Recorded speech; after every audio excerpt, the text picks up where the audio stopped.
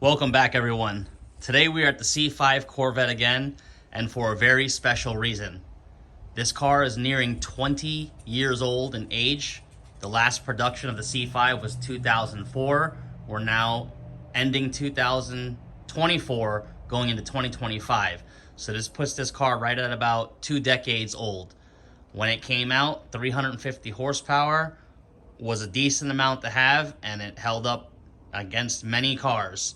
Fast forward to today with electrical vehicles, everything else, this car still holds its own, but there's a lot on the table that can still be added. And today we're going to show you the basics of tuning. This is part one. I just want to give a disclaimer that anything you do to your vehicle is solely your issue, your problem. Do not emulate anything we show on our vehicle. This is for off-road use only. Check your local, state regulations, federal regulations in your area to make sure you're compliant with the law. With that out of the way, we're going to get into talking about the C5. This car is an absolute engineering marvel for the time.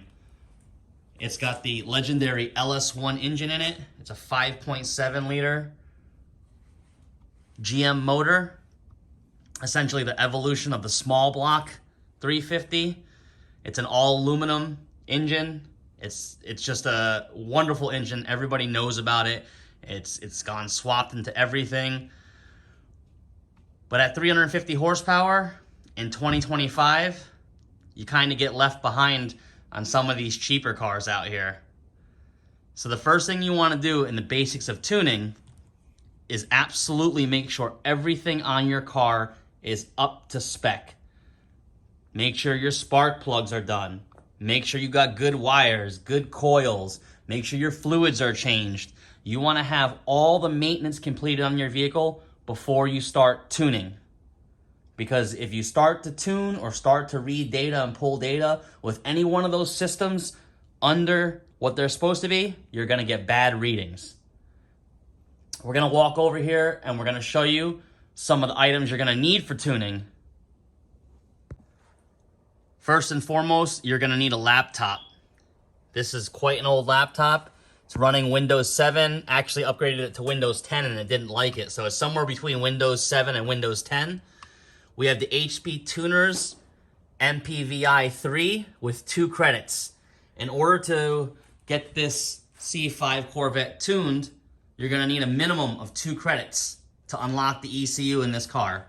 So that's what we bought. We bought this with 2 credits. The laptop, and then you got to download the data from the manufacturer. All that information is in here. So whatever tuner you have or tuning device, interface device, follow the manufacturer specs to get it on your computer and hooked to your vehicle. Another very important item that's overlooked when cars are sitting stationary, key on, engine off, is a battery tender. You must have a fully charged battery when you are tuning.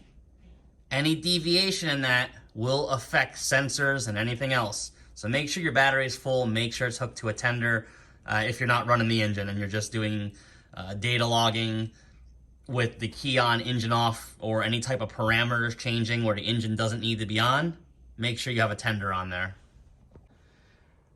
Now, 2 other items that I think you're gonna need is some way to test the ethanol content in the gasoline, because these Corvettes were manufactured 20 years ago. Ethanol was not a big thing back then. So these are tuned for stoic rate at around 14.6, 14.7.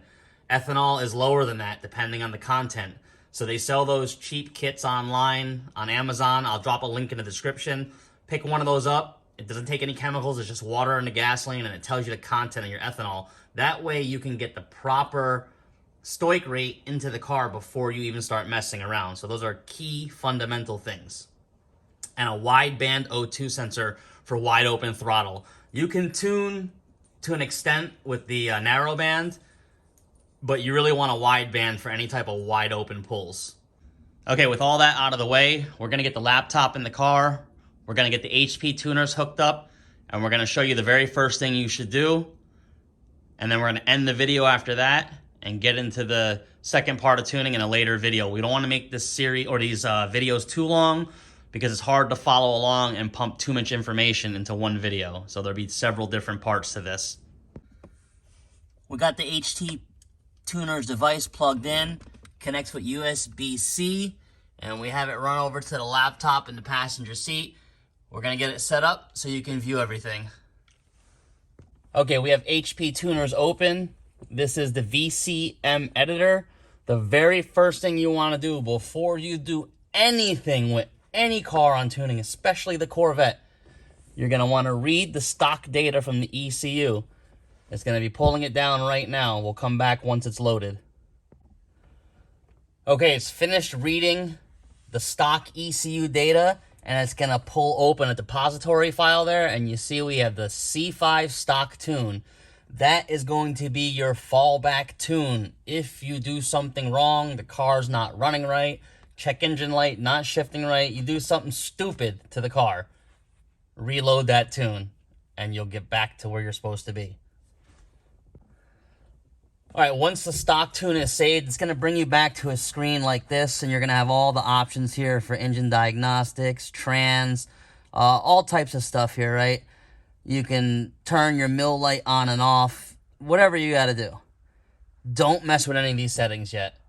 We're gonna open up the VCM reader software, and then you're gonna wanna kind of data log some of your stuff at idle and at part throttle. Also, we don't know the ethanol content of this fuel yet unless you've tested it. We're waiting on a test kit to come, and then we'll show that in the next video.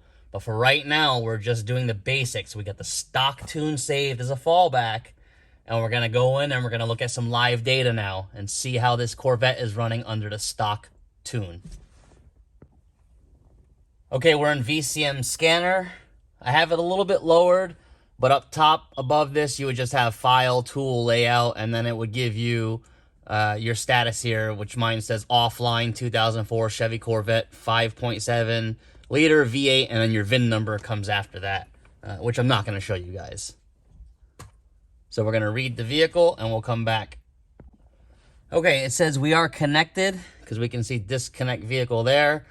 Now, the main thing that I'm going to be worried about here is the fuel trims, because that's where this whole ethanol issue is coming in, and this new gasoline they got out. We want to kind of play with the short-term, long-term fuel trims here and see what all we can get out of all this. So we're going to start the car and see if this picks up. Not sure how it will, but we'll see.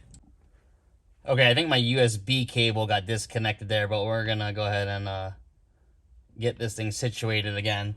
So we're going to go ahead and just hit the start recording here, or start scanning. You see that brings up some tables, things are on, you can see the temperature and all that. We're going to start the vehicle. And there we are, we're picking up all the different tables. Got different things going on there. Try and get in there and show you guys. So we're basically engine RPM. We're looking at the long-term fuel, and man, we are up there at about 12%. We want to get that number closer to zero, as close as we can actually get. And we're just gonna let this thing warm up and see what happens. We'll come back. Okay, the car's pretty much warmed up at 174 degrees. We can start reading some of this data on here, right? So the short-term fuel bank is almost equal. That's what's happening right now in the engine. It's reading straight from the forward O2 sensor what's happening, what's coming out, fuel ratios, all that. As you can see, they're pretty close, about -3 to -1. That's where you want to be on short term, essentially, 0 or negative. Now, if you look at the long-term fuel ratio, we're about 4% there. We want to bring that a little bit down more as well, closer to the 0 mark, because you can squeeze out some more timing and horsepower there. That's going to come at a later date. So right now, we're going to go ahead and just stop everything. We're going to explain everything we did, so this video does not get too long. And then we'll see you guys again in part 2 in a couple days. Hopefully we can get that up. Okay, we essentially saved the data idle 1 and idle 2, and we're going to show you exactly how that looks. Basically, we're going to play it back, and this is right when we first started it up, and you'll see the car's not running, and the temperature's climbing there slowly. But the main thing we're worried about here was the long-term fuel trim. We want to get that number as close to 0 as possible, or maybe a little bit in the negative, to get this car running perfect. We may not have to do any adjusting in the timing because it seems pretty spot on. We're going to show you after it's warmed up what exactly it looked like. So this is idle 1 here. And we'll play it here. And we were just kind of stepping on the gas, playing with it. But if you've noticed, the fuel trims have come down a lot on the long term at 3.9 and 3.9 evenly. So we know that looking at this, it's safe to say that there's no intake leaks or anything like that. No unmetered air getting in, because these numbers would just be going crazy and they would not be even. So as you see there, they are pretty much even. 3.9, 3.9. That was me stepping on the gas pedal. And then they come right back down to 3.9, 3.9, and the short term bounces around, but it's doing everything it should be doing perfectly. So at this point, you've saved your stock tune, and you've taken a look at your fuel trims. At this point, you can determine where you got to go from here. So the next step for us, we're going to test the ethanol content from our local gas station and make the adjustment in HP tuners, along with the fan adjustment to lower the fan, or to lower the fan engagement speed so it comes on earlier and keeps the Corvette running a little cooler. Everybody knows that these Corvettes love to overheat or run hotter than normal when sitting in traffic.